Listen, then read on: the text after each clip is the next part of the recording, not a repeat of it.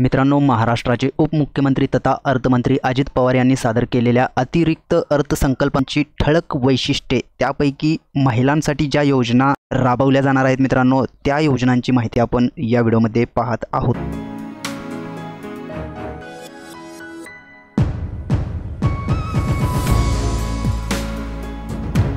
तर सर्वात पहिलं ते तुम्ही पाहू शकता महिलांसाठी विविध योजना। यामध्ये तुम्ही पाहू शकता सन 2023-24 पासून लेक लाडकी योजनेची सुरुवात मुलीच्या जन्मापासून ती 18 वर्षांची होईपर्यंत तिला टप्प्याटप्प्याने एकूण 1,01,000 रुपये देण्याचा निर्णय घेण्यात आलेला आहे। त्यानंतर इथे तुम्ही पाहू शकता मुख्यमंत्री माझी लाडकी बहीण योजना 21 ते 60 वर्ष वयोगटातील पात्र महिलांना शासनामार्फत दरमहा 1,500 रुपये दरवर्षी सुमारे 46,000 कोटी रुपये निधी वितरित करण्याचा निर्णय इथे घेण्यात आलेला आहे मित्रांनो। तर यामध्ये मुख्यमंत्री माझी लाडकी बहीण योजना ज्या पण महाराष्ट्रातील महिला आहेत मित्रांनो 21 ते 60 वर्ष वयोगटातील पात्र महिला, तर पात्र महिला कोण असणार आहेत याचा GR मित्रांनो अजून आलेला नाही आहे। हा निर्णय घेण्यात आलेला आहे, मात्र याच्यावरती फुल डिटेलमध्ये जो GR येईल मित्रांनो तो GR सुद्धा आपण येणाऱ्या व्हिडिओमध्ये पाहणार आहोत की या योजनेसाठी काय काय डॉक्युमेंट लागणार आहेत, त्यानंतर कोणत्या महिला यासाठी पात्र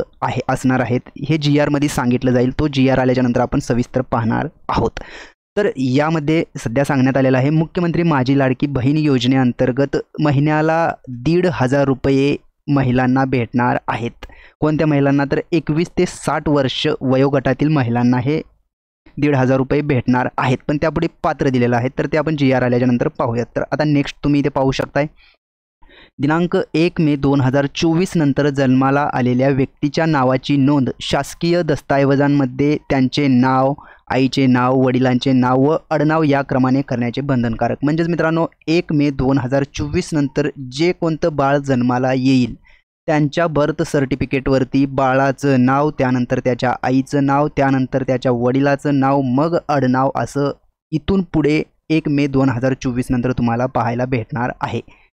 हा निर्णय घेण्यात आलेला आहे। तर नेक्स्ट तुम्ही पाहू शकताय पिंक ई रिक्षा 17 शहरातल्या 10,000 महिलांना रिक्षा खरेदीसाठी अर्थसहाय्य देण्यात येणार आहे। 80 कोटी रुपयांचा निधी इथे देण्यात येणार आहे। त्यानंतर तुम्ही पाहू शकता शुभमंगल सामूहिक नोंदणीकृत विवाह योजनेत लाभार्थी मुलींना देण्यात येणारे अनुदान 10,000 रुपयांवरून 25,000 रुपये हे करण्यात आलेलं आहे। तर मित्रांनो या अर्थसंकल्पात तुम्ही पाहिलेले आहेत महिलांसाठी विविध योजना राबवण्याचा निर्णय हा घेण्यात आलेला आहे। तर मित्रांनो अशाच प्रकारचे नवनवीन व्हिडिओ आपल्या चॅनलवरती अपलोड केले जातात, त्यामुळे तुम्ही जर का आपल्या चॅनलवरती नवीन असाल तर आपल्या चॅनलला आत्ताच सबस्क्राईब करून ठेवा। चला तर मग भेटूयात पुढील व्हिडिओमध्ये। धन्यवाद मित्रांनो।